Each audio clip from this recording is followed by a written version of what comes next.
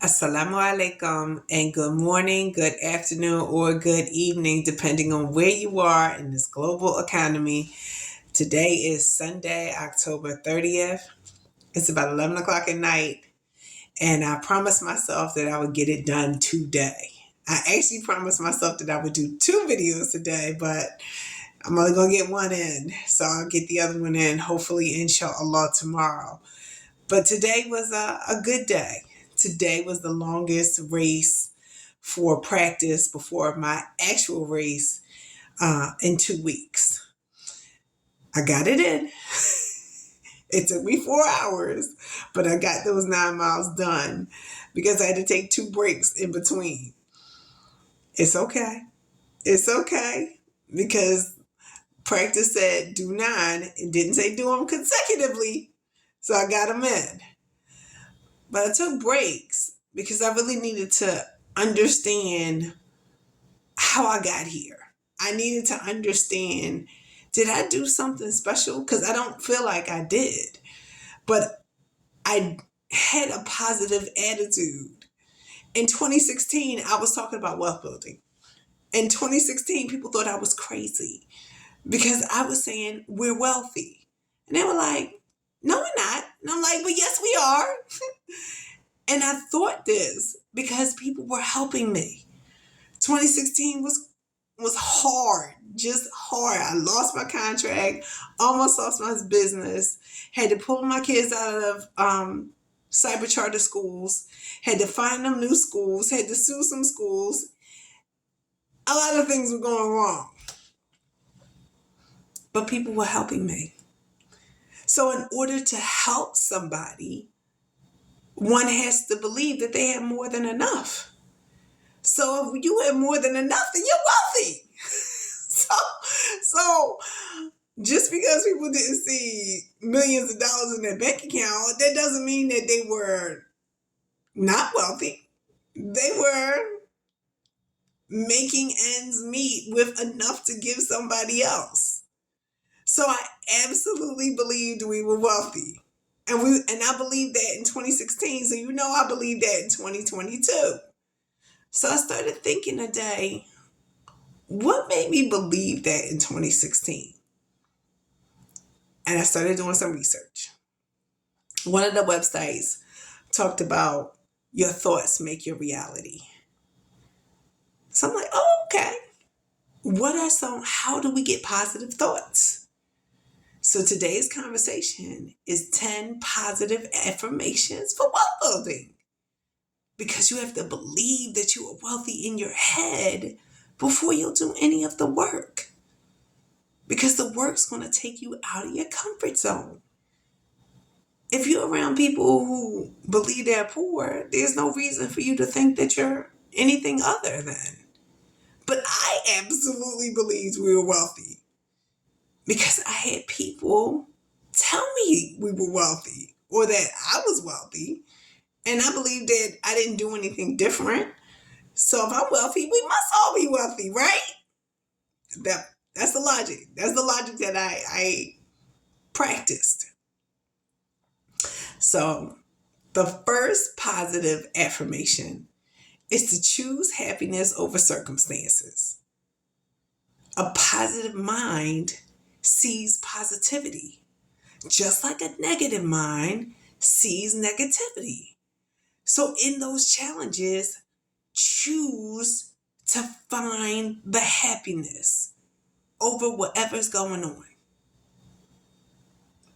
Number one, make it happy in your head. I don't care what it looks like. You got to make it happy in your head because that's the positive affirmation to get the positive result. Number two, I am grateful for all the things, people, and experiences in my life. I wouldn't be who I was today without all of it, the good and the bad. So I have to be grateful for everything because gratitude is a wealth building habit. Number three, I am grateful for the abundance that I have and the abundance that's coming. We can't just wish for things and want new things. We have to be grateful for what we have. Because when we're asking for something new, do we appreciate what we have right now? So we can't be ungrateful and expect to get more. It doesn't work like that. And that's why we got to think positive. Number 4, I am generous with my money. Givers gain.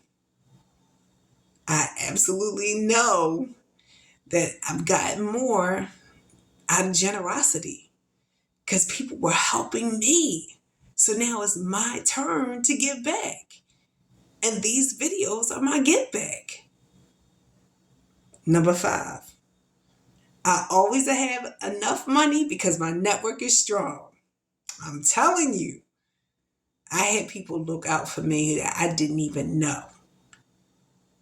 So I'm looking out for people making these videos that I don't know so that we can all be wealthy because we have to be generous to each other. Number 6, I know who I serve. That really should be number 1 because I'm Muslim, so I serve Allah, and that is my guiding light. We're in service to each other and to the Creator. Number 7, I believe there's enough resources for everybody. There's enough food, there's enough shelter, there's enough health, there's enough spirituality. You just got to tap into it. I don't have all the resources, but I know people who have resources. So I knew wealth was out there. I didn't know how to get to it, but I had seen people before me make that journey. Tara Colquitt gave me a lot of knowledge about how to get there. Then Terry Cowser came in and said, these are the specific steps to get there. I'm still on the journey, but I'm so much further now than I was in 2016. But it started with what I told myself in my head. Number 8, wealth is within my reach. It's not that far off. And now you have to sacrifice to get there. You have to do the wealth building work. But yeah, you can get to there in your lifetime. As long as your lifetime is more than 5 or 10 years.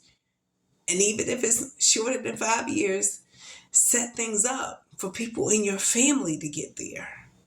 We don't know when we're going to go, so we have to write things down to make sure we leave that paperwork for the next persons in our people in our family.